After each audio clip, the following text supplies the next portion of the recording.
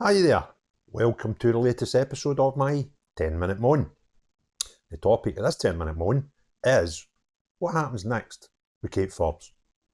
Now before I go into the topic, if you want to help the channel at all, you can become a member or you can subscribe free, or the most simple thing you can do that will help reach is click the thumbs up button underneath the screen.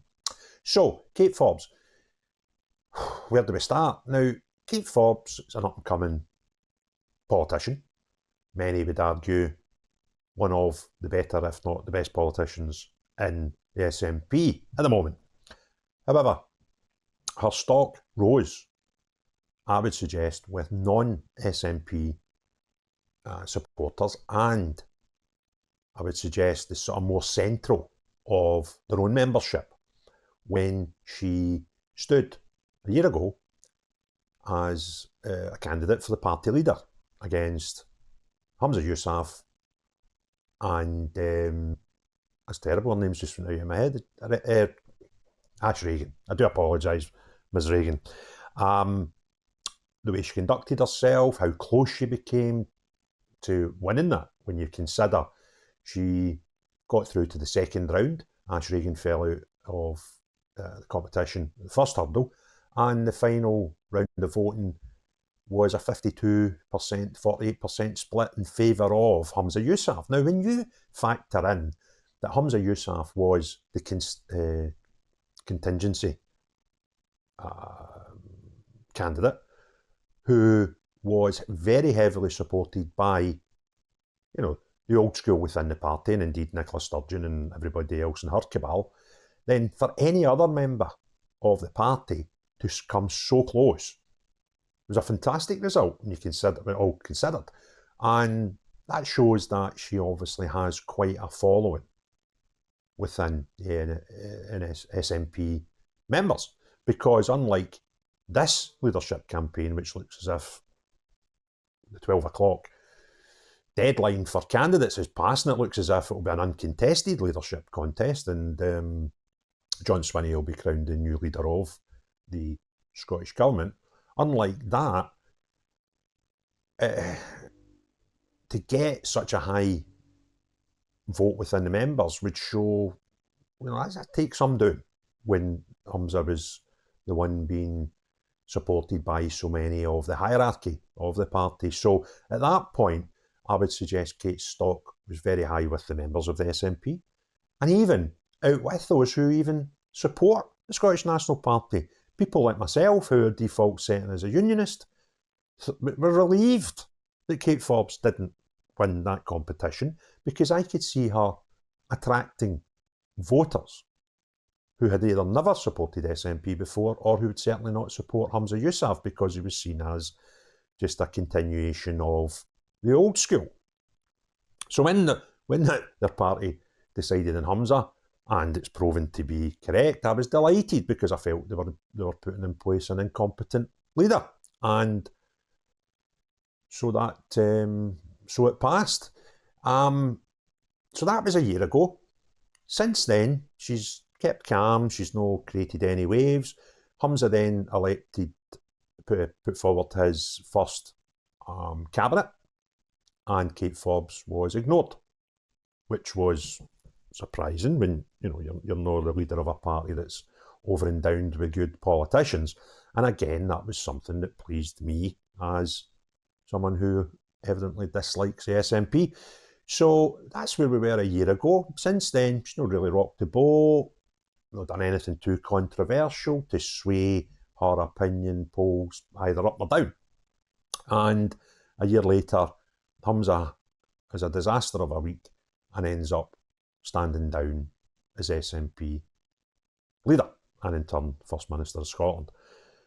So we then need another opportunity to pick an SNP leader, and Kate Forbes quietly flung her hat in the ring without saying she was standing. She said that she'd received a lot of support for people wishing her to stand. She never at any point said she was or wasn't standing, from my understanding.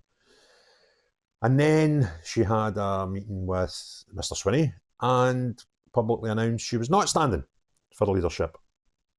And I think the wise money was on that happening, because SNP now are in a minority government, so they will need the votes of at least one other party, and that would more likely be the Greens, and every day passes, least likely to be Alba, because the SNP apparently look as if they want nothing to do with Alex Salmond and don't want him anywhere near any decision making. And obviously, if they were to accept Ash Regan's vote, then they would need to give her something in return. And her being the only representative in Holyrood of Alex Salmond's party, looks every passing day that's going to be less likely to happen. So, for the SNP leader to become the First Minister, they have to be voted on by the rest of the Parliament. All the parties get to vote. And it's doubtful, in fact, it's near on impossible, that Kate Forbes would gain any support from the Greens, and her party wish no support from Alba. So unless Labour, Conservative or Lib Dem were to support her, very highly unlikely she would get past the vote to make her First Minister, even if she had become the leader of the SNP at this point.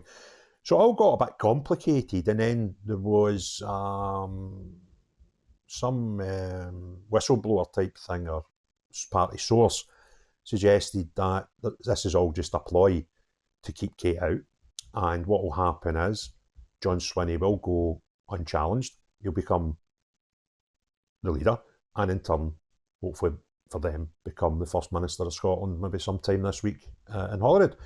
And apparently, and then what will happen next is Stephen Flynn will either step down from Westminster and put himself forward as a MSP at the next Scottish elections, and then he'll make a move to become the long-term leader of the SNP. Again, one of the sort of traditionalists, the sort of, not to say traditionalists, because SNP are traditionally a right-wing party if you look back far enough, but more of the sort of current cabal. Stephen fits into that category. The handing over the baton from Sturgeon to Humza to Swinney to Flynn makes perfect sense.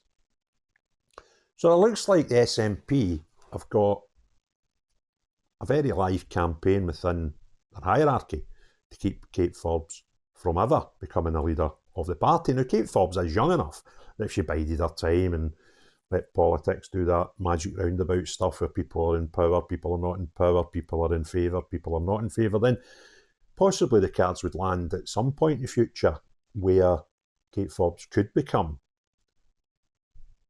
a leader of the SNP. However, if you're Kate Forbes, you might be considering, what's the point? Now, I was quite surprised to suggest when suggestions were made that she'd done some sort of deal with Swinney that would see her become possibly one of his cabinet ministers, or at least allowances made for some of her opinions, because her opinions, a lot of them led by her Christian beliefs, are contrary to the accepted party policies at the moment. This sort of very, very left-leaning and very, very green-leaning policies that they seem to be making front and centre at the moment. They don't fit with Kate Forbes. So I don't know what she's been promised, but she's been promised something, that was evident, and I suppose only time will tell. Now, if Kate Forbes just wants to be a career politician and there's an opportunity for her to get onto a cabinet or potentially make some inroads into some policies that the SNP might accept, then she's just playing the political game. But there's a wee bit in me that I'm not so sure that that's going to sit with her conscience very well. Because as I've said before, she holds her Christian beliefs very dear to her heart, and so be it. That's more than enough. Well, it's allowed in society, but it seems in ever decreasing levels it's acceptable in society and very unacceptable with the SNP and the like. But I would imagine she's going through some sort of check of her conscience now, and probably will, or has done for some time, because she's a friendly dolphin surrounded in a sea of sharks right now, whereby her thinking, although popular it may be, and popular it obviously is to the normal SNP members if we go by the last leadership campaign results, It's not acceptable to those who run the party. That is perfectly evident in a number of instances.